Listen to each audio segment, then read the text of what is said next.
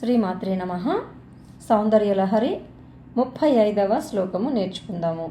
మనస్త్వం వ్యోమత్వం మరుదసి మరుత్సారథిరసి త్వమాపస్త్వం భూమిః త్వయి పరిణతాయాన్నహి పరం. త్వమేవ స్వాత్మానం పరిణమయితుం విశ్వవపుషా చిదానందాకారం శివయువతి భావేన బిభృషే.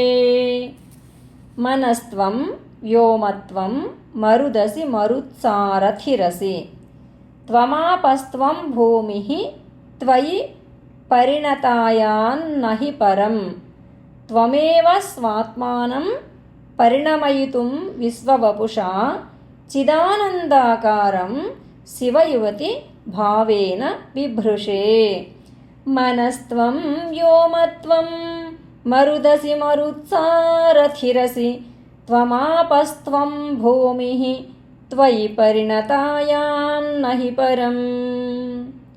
త్వమేవ స్వాత్మానం పరిణమయితుం విశ్వవపుషా చిదానందాకారం శివయువతి భావేన బిభృషే.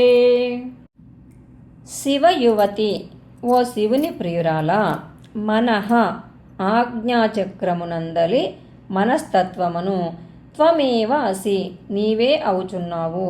వ్యోమ విశుద్ధి చక్రమునందలి ఆకాశతత్వమును, మరుత్ అనాహత చక్రమునందలి వాయుతత్వమును, మరుత్సారథి స్వాధిష్టాన చక్రమునందలి వాయుకు మిత్రుడైనటువంటి అగ్నితత్వాన్ని, ఆపహ మణిపూర చక్రమందలి జలతత్వాన్ని, భూమి మూలాధార చక్రమునందలి భూతత్వాన్ని, త్వం ఏవ అసి నీవే అవుచున్నావు. త్వం నీవు పరిణతాయాం ఈ రూపాలలో పరిణమించిన అనగా పూర్తిగా తదాత్మ్యమును పొందిన దానవు కాగా, నహి పరం నీకంటే ఇతరమైనటువంటిది కొంచెం కూడా లేదు, అంతా నీవే. త్వం ఏవ సమస్తం నీవే, జగత్తంతా నీవే.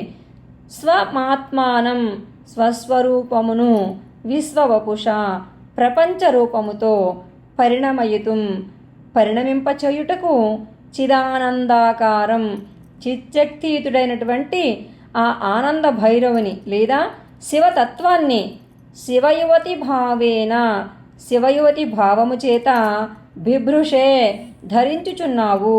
అంటే సాక్షాత్తు శివుని రూపాన్ని కూడా నీవే ధరిస్తున్నావు కదా తల్లి అని చెప్పేసని వర్ణిస్తున్నారు. శివుని పట్టపురాణి అయినటువంటి ఓ పరమేశ్వరి, ఆజ్ఞాచక్రమందున్న మనస్తత్వము నీవే, విశుద్ధి చక్రంలో ఉన్న ఆకాశతత్వము నీవే, అనాహతంలోని వాయుతత్వం కూడా నీవే, స్వాధిష్టానంలో ఉన్న అగ్నితత్వం కూడా నీవే, మణిపూరంలో ఉన్న జలతత్వము, ఆధార చక్రంలోని పృథివీతత్వము కూడా నీవే. నీకన్నా వేరైనది ఏదీ లేదు. నీ స్వరూపాన్ని ఈ జగత్తుగా పరిణమింపజేయడానికి నీవే శివతత్వమైనటువంటి బ్రహ్మస్వరూపమైనటువంటి ఆనంద భైరవునిగా ఆనంద భైరవిగా రూపాన్ని ధరించావు తల్లి అని చెప్పేసని శంకరుల వారు 35వ శ్లోకంలో వర్ణిస్తున్నారు. ఈ 35వ శ్లోకాన్ని గనక పఠించినట్లయితే గనక మనకి ఊపిరితిత్తులకు సంబంధించినటువంటి అంటే లంగ్స్ రిలేటెడ్గా ఉన్నటువంటి ఏ రకమైనటువంటి సమస్యలు ఉన్నా కానీ నివారణ అవుతాయి అన్నమాట. ఈ యొక్క శ్లోకాన్ని ప్రతినిత్యం 21 సార్లు కనుక పారాయణ చేస్తే ఎవరికైనా లంగ్స్ రిలేటెడ్ ఊపిరితిత్తులకు సంబంధించినటువంటి వ్యాధులు ఏమైనా ఉంటే కనుక 41 రోజులు ప్రతిరోజు 21 సార్లు కనుక దీనిని పారాయణ చేస్తే అంతా కూడా చక్కగా నయమైపోతుంది అనమాట. ఈ యొక్క 35వ శ్లోకాన్ని పారాయణ చేసి అమ్మవారికి తేనె, బెల్లము, అరటిపండు ఈ మూడింటిని అతి మధురం అంటారు. ఈ 3 పదార్థాలని కూడా అమ్మకి నైవేదన చేసినట్లయితే కనుక ఎవరికైనా లంగ్స్ రిలేటెడ్ ప్రాబ్లం ఉంటే తప్పనిసరిగా క్లియర్ అవుతాయి అన్నమాట. అందరూ కూడా చక్కగా శ్రద్ధగా చదువుకొని దీని యొక్క ఫలితాన్ని పొందగలరని చెప్పేసి అమ్మని ప్రార్థిస్తూ శ్రీమాత్రే నమః.